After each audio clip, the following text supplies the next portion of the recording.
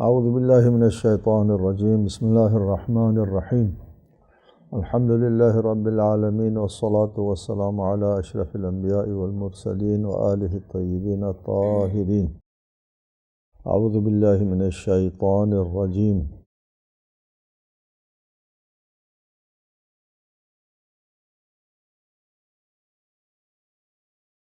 سورہ انفال آیت 36۔ ان الذین کفروا ينفقون اموالهم لیصدوا عن سبیل اللہ فسینفقونها ثم تکون علیہم حسرہ۔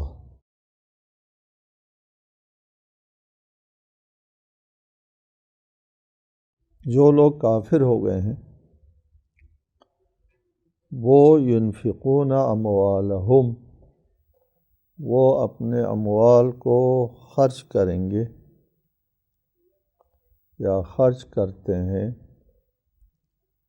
لیصدوا عن سبیل اللہ، تاکہ وہ راہ خدا میں رکاوٹ ڈالیں۔ صدا رکاوٹ ڈالنے اور رکنے دونوں معنوں میں استعمال ہوتا ہے۔ صدا رک گیا، صدا روک دیا، دونوں معنوں میں۔ یہاں پر روک دینے کے معنوں میں آتا ہے۔ راہ خدا میں رکاوٹیں کھڑی کرنے کے لیے وہ مال خرچ کرتے ہیں۔ فَسَيُنْفِقُونَهَا، وہ حال کی طرح مستقبل میں بھی اپنا مال خرچ کریں گے۔ پہلی بار فرمائے ينفقون اموالہم، آخری بار صرف ينفقون کہہ دے، پھر دوبارہ اموالہم کہنے کی ضرورت نہیں ہے۔ سیاق اور سباق آیت عبارت سے بات سمجھ میں آ جاتی ہے۔ فَسَيُنْفِقُونَهَا، اس مال کو وہ خرچ کریں گے آئندہ مستقبل میں بھی۔ ثُمَّ تَكُونُ عَلَيْهِمْ حَسْرَةٌ، پھر یہ مال کا خرچ کرنا ان کے لیے باعث حسرت ہوگا، اس مال کے خرچ کرنے کا ان کو نتیجہ نہیں ملے گا، اس لیے ثم یغلبون، مال خرچ کرنے کے بعد وہ مغلوب ہو جائیں گے، شکست کھا جائیں گے۔ والذین کفروا الی جہنم یحشرون، پھر ان کو جہنم میں ایک جگہ جمع کیا جائے گا۔ اس آیت کے شان نزول کے بارے میں متعدد مستند تفاسیر میں ابن عباس، مجاہد، سعید بن جبیر وغیرہم سے روایت ہے کہ یہ آیت ابو سفیان کے بارے میں نازل ہوئی جب وہ شام سے تجارتی قافلہ لے کر کے مکہ واپس جا رہا تھا، اور راستے میں اس پر یعنی ابو سفیان کے اس قافلے پر مسلمانوں کی طرف سے، کیونکہ وہ راستے میں مسلمان مدینہ آتا ہے، مدینہ کے قریب سے وہ گزر رہے تھے، تو مسلمانوں کی طرف سے حملے کا خطرہ تھا۔ اس خطرے کی بنا پر ابو سفیان نے کمک منگوائی مکے سے، اور مکے سے بڑا لشکر چلا اور جنگ بدر جو ہے کا واقعہ وجود میں آ گیا۔ لیکن جنگ بدر میں مشرکین کو زبردست ہزیمت اٹھانا پڑی۔ اس ہزیمت کے بعد وہاں پر مشرکین نے، یہ بات آپ کے علم میں رہے، مکہ کے جو بڑے بڑے لوگ تھے مشرکین کے، وہ ابو جہل وغیرہ وہ سب مارے گئے۔ اس زمانے میں ابو سفیان کی کوئی حیثیت نہیں تھی، ابو جہل وغیرہ کے مارے جانے سے پہلے اس کی کوئی، وہ بڑوں میں شمار نہیں ہوتا تھا۔ لیکن ان لوگوں کے قتل ہونے کے بعد، ان کے بڑے بڑے سرداروں کے قتل ہونے کے بعد، ابو سفیان نے مسئلے کو چلایا، جنگ اسلام کے خلاف جنگ لڑنے کی ذمہ داری جو ہے وہ مین کردار ابو سفیان کی طرف سے تھی۔ لہٰذا ابو سفیان نے بہت سا مال خرچ کیا۔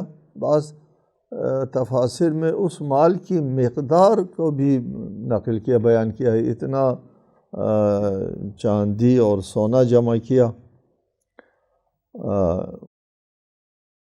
کہتے ہیں کہ ابو سفیان نے کوئی اوقیہ، جو 42 مثقال کا ایک اوقیہ ہوتا ہے، اور 40 اوقیہ سونا اس نے خرچ کیا، جبکہ اس کی زوجہ کے بقول جو ہے ابو سفیان بہت بڑا بخیل تھا، مال خرچ نہیں کرتا تھا، لیکن یہاں آ کر کے اس نے بہت بڑا مال خرچ کیا۔ اس سلسلے میں یہ آیت نازل ہوئی کہ یہ لوگوں کو راہ خدا سے روکنے کے لیے، راہ خدا میں رکاوٹیں کھڑی کرنے کے لیے مال خرچ کرتے ہیں اور کریں گے۔ فَسَيُنْفِقُونَهَا، یہاں پر قرآن کریم نے پیشن گوئی بھی فرمائی، فَسَيُنْفِقُونَهَا، یہ لوگ آئندہ بھی مال بہت خرچ کریں گے مسلمانوں کے خلاف، اسلام کے خلاف، لیکن ان کا یہ مال خرچ کرنا جو ہے ان کے لیے باعث حسرت ہوگا اور وہ شکست کھا جائیں گے۔ چنانچہ آنے والی جنگوں میں بھی وہ شکست سے دوچار ہوتے رہے۔ قرآن کریم کی پیشن گوئی جو ہے وہ ثابت ہو گئی۔ آگے ارشاد ہوتا ہے، لِيَمِيزَ اللَّهُ الْخَبِيثَ مِنَ الطَّيِّبِ وَيَجْعَلَ الْخَبِيثَ بَعْضَهُ عَلَى بَعْضٍ، یہ مال جو خرچ کرتے ہیں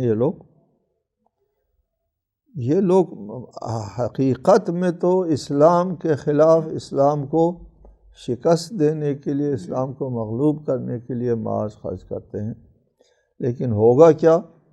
ہوگا یہ جس طرح حضرت موسیٰ کو فرعون نے پالا اپنے خلاف ایک قوت بننے کے لیے، اس کا قصد ارادہ نہیں تھا کہ موسیٰ بڑے ہو کر کے ان کے خلاف جو ایک قوت بن کر کے ابھرے گا، لیکن آگے نتیجہ یہی ہونا تھا۔ تو گویا کہ فرعون اپنے خلاف ایک کام کر رہا ہے، یہاں بھی مشرکین جو ہے مال خرچ کر رہا ہے اپنے خلاف۔ اپنے خلاف کیا ہوگا؟ یہ مال خرچ کرنے کا نتیجہ ایک تو ان کی شکست کے اوپر جو ہے وہ منتہی ہوگا، اور دوسرا خبیث اور طیب جو ہے وہ جدا ہو جائیں گے۔ ان کی سعی اور کوشش اور جنگ اور لڑائی اور مسلمانوں کے خلاف آئے دن کی جنگیں جو ہے وہ لڑنے کا اور مال خرچ کرنے کا نتیجہ یہ ہوگا، لِيَمِيزَ اللَّهُ الْخَبِيثَ مِنَ الطَّيِّبِ، اس کے نتیجے میں ان لوگوں کی اس سعی لا حاصل کے نتیجے میں جو حاصل ہوگا وہ مسلمانوں کے حق میں آئے گا۔ ان کا مال خرچ کرنے کا نتیجہ وہ کیا حق میں آئے گا؟ خبیث اور طیب، پاکیزہ اور ناپاک لوگ جدا جدا ہو جائیں گے۔ اگر کوئی جنگ نہ ہوتی، امن ہوتا، تو پھر پتہ نہیں چلتا کہ کون دشمن اسلام ہے اور کون دشمن اسلام نہیں ہے۔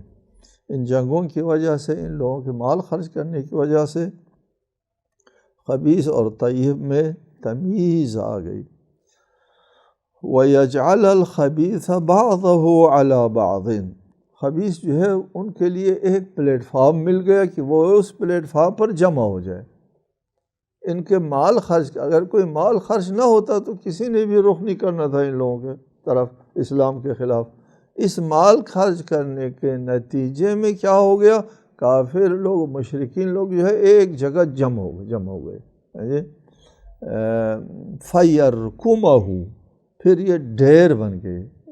رکام کہتے ہیں ایک جگہ ڈھیر بننے کو۔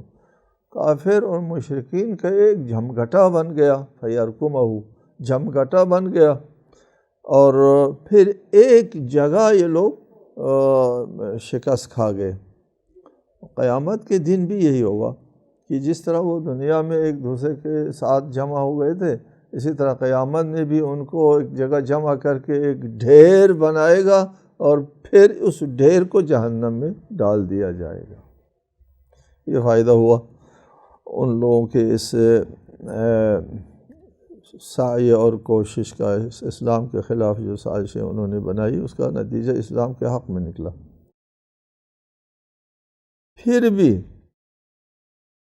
اتنا کچھ کرنے کے بعد بھی اللہ تعالیٰ کی رحمت کا دروازہ ہمیشہ کھلا رہتا ہے۔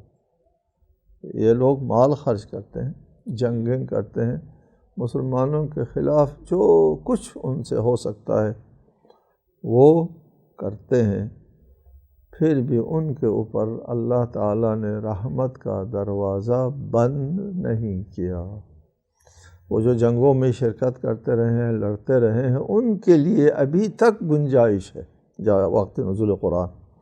اب یہ وقت نہیں، وقت نزول قرآن تک گنجائش ہے۔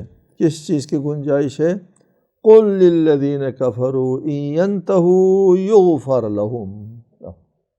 اگر باز آ جائیں، ابھی بھی اتنا کچھ کرنے کے بعد بھی اگر باز آ جائیں تو ان کو معاف کیا جائے گا۔ یہ حضرت حمزہ کے قاتل کو حضور نے معاف کیا، البتہ اتنا کہا کہ میرے سامنے نہ ہو، یا گم ہو جاؤ یہاں سے، میری نظر نہ پڑے تیرے چہرے کے اوپر۔ یہ یغفر، ان کو معاف کیا جاتا ہے، معاف کیا جائے گا، بلکہ ما قد سلف، جو جرائم وہ کر چکے ہیں اب سے پہلے، اس کے بارے میں اللہ اس کو معاف کر دے گا۔ اچھا جی، یہ معاف کر دے گا، معاف کس معنوں میں ہے، کن معنوں میں ہے؟ اگر وہ یہاں پر یہ نہیں کہا ان آمنو، اگر وہ ایمان لے آتے ہیں تو یغفر لہم، ان کو معاف کر دیا جائے گا۔ تو معاف کا مطلب یہ ہو سکتا ہے کہ ان کا ایمان کی وجہ سے ان کے شرک اور کفر کا اور مسلمانوں کے خلاف لڑنے کا جو گناہ ہے وہ گناہ دھل جائے گا، صاف ہو جائے گا۔ ایمان گناہوں کو ختم کر دیتا ہے، خود ایمان۔ ایک شخص جو ہے پوری زندگی وہ کفر کے اوپر اور شرک کے اوپر رہا، اور مرنے سے ایک دن پہلے وہ دل سے ایمان لے آتا ہے، دل سے ایمان لے آتے، سارا گناہ سارا شرک میں دھل جاتا ہے اور مومن مرتا ہے اگر وہ دل سے ایمان لے آئے۔ یہاں ایمان کا ذکر نہیں ہے، ینتہو باز آ جائے کا ذکر ہے۔ اگر یہ لوگ باز آ جائے یغفر لہم، ان کو معاف کیا جائے گا۔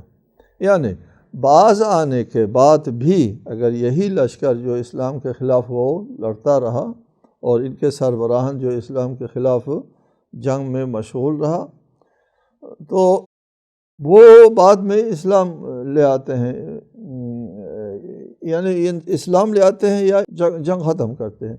چنانچہ فتح مکہ کے بعد حنین کی جنگ سامنے آ گئی۔ حنین کی جنگ کے بعد پھر کوئی جنگ نہیں رہی، وہ مشرکین ختم ہو گئے۔ اس وقت ان کو قتل نہیں کیا جائے گا ما قد سلف کی سزا میں۔ تم ایک عمر اور ایک زندگی اسلام کے خلاف تو جنگ کرتا رہا ہے، اور آج تم کو نہیں چھوڑیں گے، مار دیں گے، ایسا نہیں ہوگا۔ یغفر، معاف کیا جائے گا، رہنے دیا جائے گا۔ اسلام کے صفوں میں آتا ہے تو ان کو آنے دیا جائے گا۔ ینتہو، اگر یؤمنو ہے تو معاف کیا جاتا ہے، یعنی گناہ مٹ جاتا ہے اس صورت میں ایمان کی وجہ سے۔ اور اگر ایمان نہیں ہے، صرف ینتہو اسلام ہے، اسلمو، ہاں جی، وہ ہے نا اسلام اور ایمان میں فرق بیان کیا تھا۔ جہاں اسلام اور ایمان دونوں کا ذکر آتا ہے تو وہاں اسلام جو ہے وہ عدم انکار کا نام ہے، اور ایمان جو ہے وہ قلبی ایمان اور عذر دل، قلباً کسی چیز کو تسلیم کرنا۔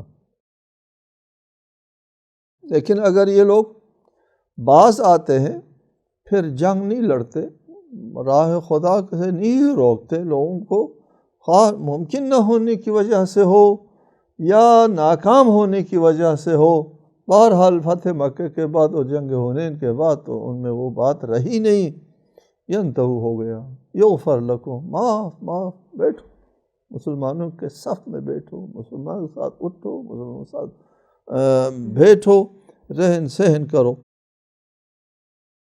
لہٰذا یہاں پر ینتہو کے بعد یغفر لہم ما قد سلف سے مراد ان کو دنیاوی اعتبار سے درگزر کرنا ہے، معاف کر دینا ہے، مسلمانوں کے صفوں میں رہنے دینا ہے۔ وَإِن يَعُودُوا، ہاں اگر وہ پھر دوبارہ آتے ہیں تو فقط مضت سنت الاولین، اس وقت تو پوری دنیا میں آنے والی امتوں کے ساتھ جو سلوک ہوا ہے وہی یہاں بھی ہو جائے گا۔ یہ مختلف اقوام جو انبیاء علیہم السلام کے خلاف وہ لڑتے رہے اور وہ باز نہیں آتے تھے، بالآخرہ کیا ہوا؟ وہ مٹ گئے، تم بھی مٹ جاؤ گے اگر پھر بھی باز نہیں آتا ہے۔ وَقَاتِلُوهُمْ حَتَّى لَا تَكُونَ فِتْنَةٌ وَيَكُونَ الدِّينُ كُلُّهُ لِلَّهِ، ان کے ساتھ قتال کرو، جنگ لڑو، حَتَّى لَا تَكُونَ فِتْنَةٌ، یہاں تک کہ فتنہ باقی نہ رہے۔ اس سلسلے میں مجھے کچھ گفتگو کرنا ہے، آئندہ دروس میں انشاءاللہ پوری گفتگو کروں گا۔ ہم نے پہلے بھی کہا ہے لا اکراہ فی الدین کے سلسلے میں کہ اسلام کی جنگیں جو ہے وہ کشور کشائی کے لیے نہیں، جبر و اکراہ کے لیے جنگیں نہیں لڑی۔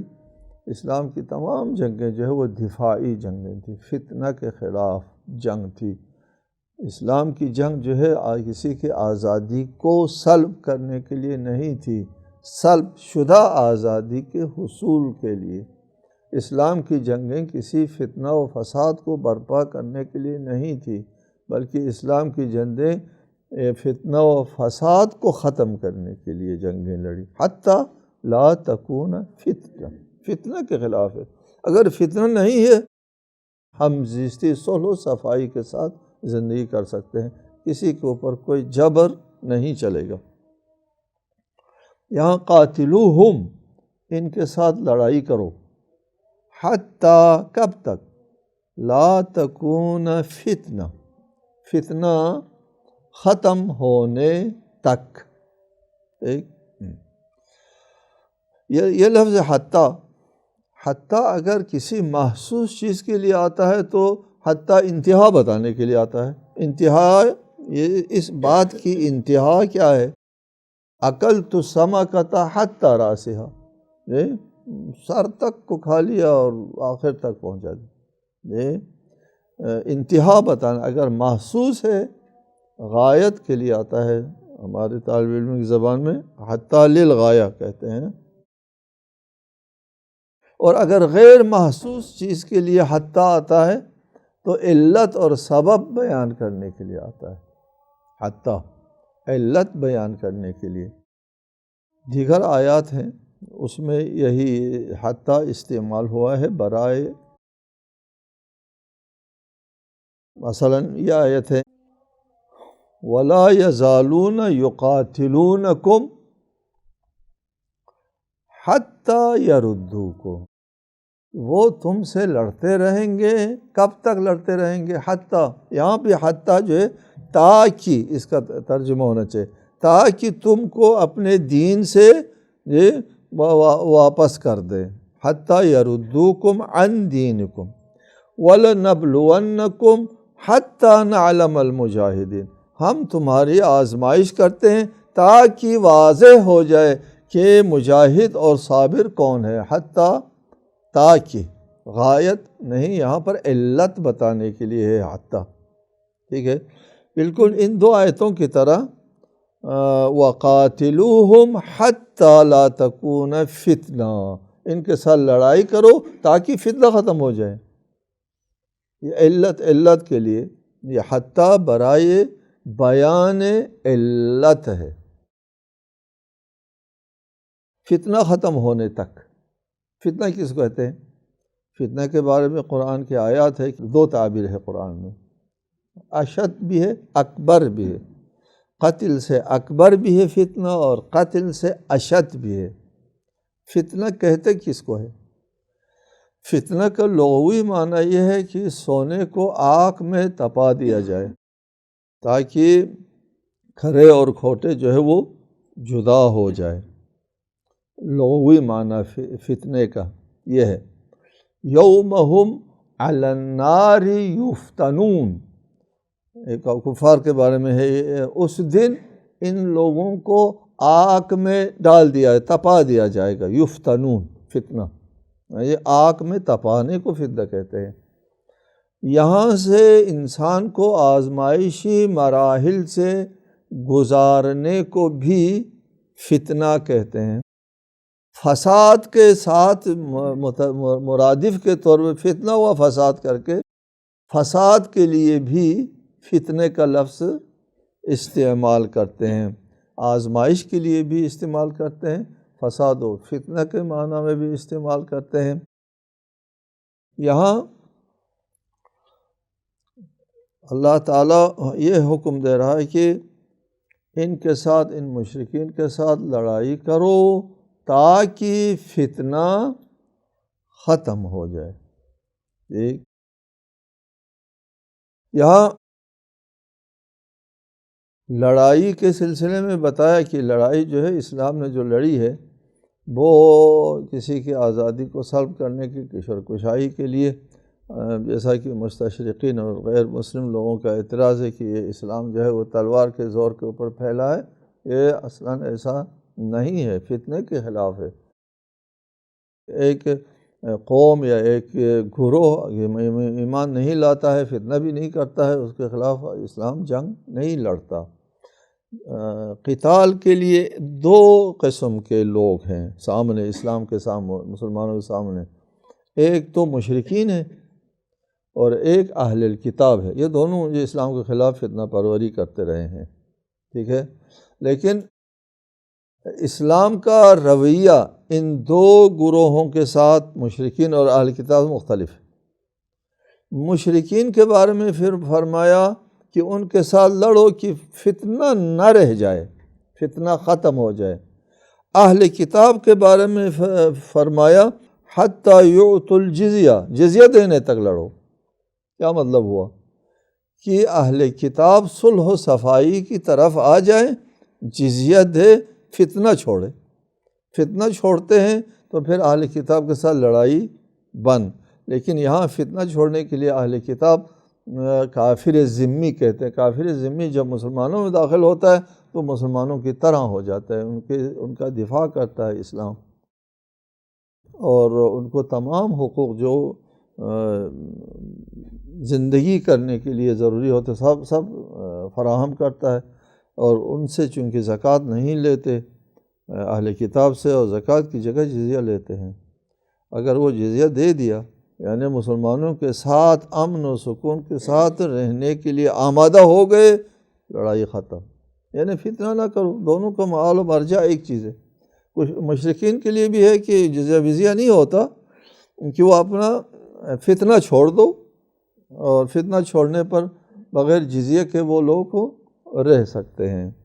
اس کے اوپر مزید گفتگو ہے، انشاءاللہ آئندہ کریں گے۔ والسلام علیکم۔